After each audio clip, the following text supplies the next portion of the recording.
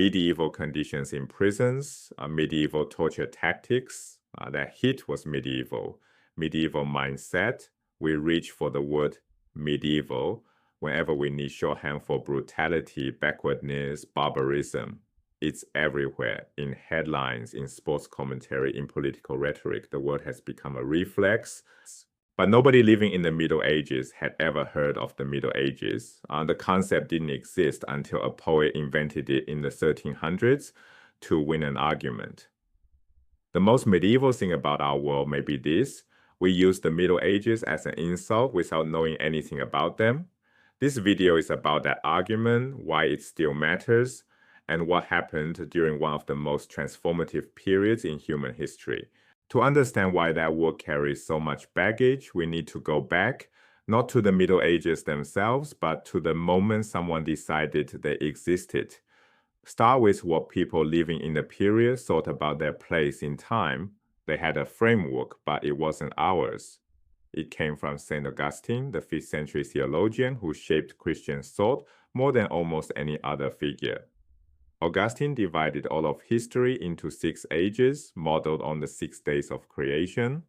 Just as God labored for 6 days and rested on the 7th, history would pass through 6 ages before reaching its eternal Sabbath. Age 1, creation to the flood. Age 2, Noah to Abraham. Age 3, Abraham to David. Age 4, David to the Babylonian captivity. Age 5, the captivity to the birth of Christ. And age 6, Christ to the second coming. The age that would end not with another era, but with the end of time itself. A medieval scholar living in 1100 or 1200 would not have said, I live in the Middle Ages. They'd have said, I live in the 6th and final age of the world, awaiting the second coming, and there was no sense of being in the middle of anything. The framework was religious, not cultural, eschatological, not periodized. History was moving toward a divine conclusion, not divided into cultural chapters, and this understanding of time held for nearly 1,000 years. It took a 14th century Italian poet to shatter it. Francesco Petrarch, who died in 1374, was obsessed with classical Rome. Its literature, especially Cicero's elegant Latin prose, its sculpture, its naturalistic realism, and Petrarch drew a hard line in history. The dividing point, 410 AD, the year the Goths sacked Rome. Before that date, cultural glory. After it, decay and darkness. Latin had corrupted into new vernacular forms. Art had become stylized and abstract, losing the grace of antiquity. By the 1330s, Petrarch had constructed a clear two-phase model of history, a golden age of classical achievement and a dark age of cultural decline. He believed, with genuine despair, that he was still living in the dark age, but he dared to hope for a revival. This was a radical move. Petrarch didn't just prefer ancient culture, he created a new way of organizing all of history around the cultural judgment. One man's literary taste became the blueprint for how Europe would divide its past. Petrarch's followers during the late 1300s and 1400s became convinced that revival had arrived and that they were living it. Now there were 3 phases: antiquity, a dark interim, and a rebirth, in Italian, rinascita. With 3 phases, the concept of a Middle Age was born. The dark interim had a structural identity, the valley between 2 peaks. The first known Latin use of the term, medium aevum, literally Middle Age, dates to 1469. The English phrase the Middle Ages doesn't appear until the 17th century, and it faced stiff competition. Other writers proposed the Dark Ages, the Barbarous Ages, the Obscure Ages, the Leaden Ages, and the wonderfully evocative Muddy Ages. Each label was not just a name, but a verdict. The Middle Ages eventually won, but it was never a neutral description. It was always an argument about what that stretch of time signified, and every proposed name revealed more about the namer than the named. Petrarch invented the concept. Every generation since has reinvented it in their own image. Start with the Renaissance humanists. In this context, scholars devoted to reviving classical Greek and Roman culture. They refused to study the medieval period at all. It was a cultural wasteland, a black hole between two moments of brilliance, 1,000 years of European civilization, dismissed as unworthy of serious attention. Protestant reformers in the 16th and 17th centuries hated the Middle Ages, but for different reasons. Their target wasn't culture, it was religion.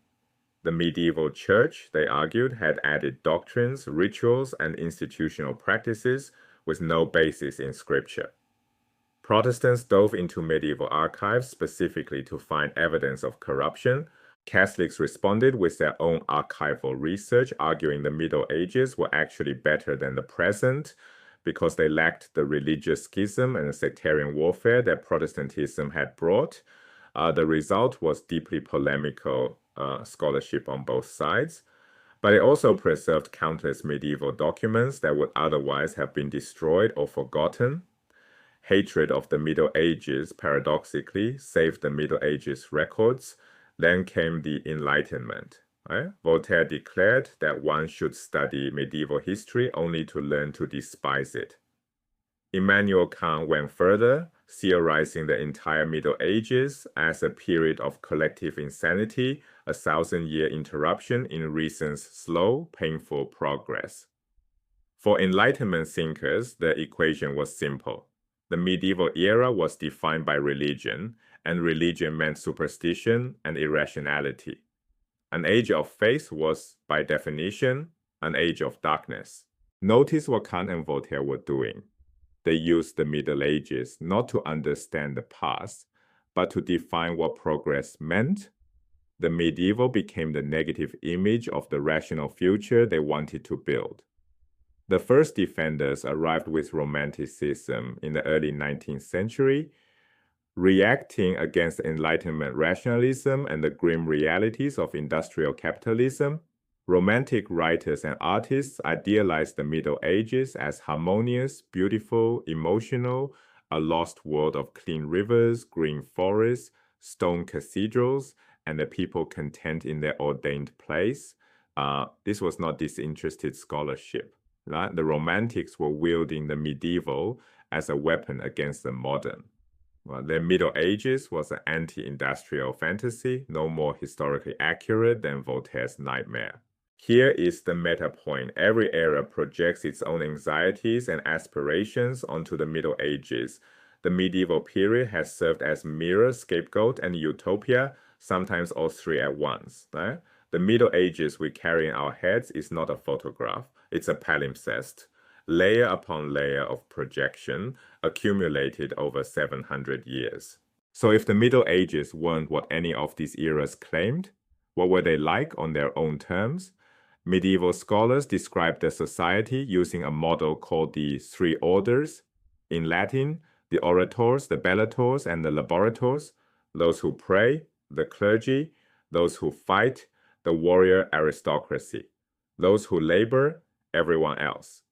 Each group served the others in a system of mutual dependence. The clergy provided salvation for all souls. The warriors provided protection from external threat and internal violence. The laborers provided the food and material goods that sustained the entire structure. The relationship was circular and reciprocal, a wheel, not a ladder. This wasn't a fringe idea. It appeared in sermons, in legal texts, in political theory. It was the standard way educated medieval people explained how their world worked and why its arrangement was just. Two contrasts with modern class theory make the difference stark. First, medieval groups are defined by function, not by wealth. You belong to an order because of what you do, not what you own.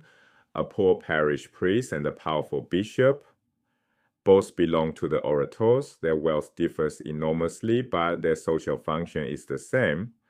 Second, the relationship between groups is assumed to be harmonious, not conflictual. There is no class struggle in this model, only mutual service, each order fulfilling its God-given role for the benefit of the whole. Now, A critical caveat: this was theory, not reality. Medieval society was not nearly as harmonious as the model claimed. Peasant revolts, clerical corruption, and aristocratic brutality were all common. Like all social theory, the three orders model partly tried to create the reality it pretended merely to describe. But the ideal itself, the aspiration to functional harmony rather than the assumption of class struggle, reveals a fundamentally different way of imagining what a society is and how its parts relate. The three orders model is a window into a world that thought about society in fundamentally different terms. But the Middle Ages weren't just different, they were transformative on a massive scale. In the year 1000, Europe was a third world region by almost any measure, overwhelmingly rural, relatively impoverished, and repeatedly invaded from every direction by Vikings raiding from the north, Magyars pushing in from the east, Muslim forces attacking from the south. It was a civilization on the defensive, buffeted by enemies who were often wealthier and more organized. A continent of prey. Few observers in the year 1000 would have predicted that this impoverished, fragmented region would become the dominant force in global affairs. The smart money would have been on the Islamic world or China. By 1300, that picture had reversed almost completely. Europe was comparatively wealthy, significantly urbanized, and expanding aggressively at the expense of formerly more powerful neighbors through the Crusades to the east, the Reconquista in Iberia, and Baltic expansion to the north. From prey to predator in 3 centuries, this is one of history's great reversals, and it happened during the High Middle Ages, roughly 1000 to 1300. Many institutions and ideas that seem uniquely modern, universities, representative parliaments, market economies, systematic law, have direct roots in this period, and many post-medieval upheavals, the Reformation, the Scientific Revolution, the French Revolution, were direct attempts to grapple with the legacy of the Middle Ages.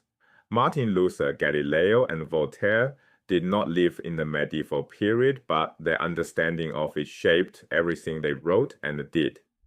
The Middle Ages were not just a prelude to modernity, they were the problem modernity was invented to solve.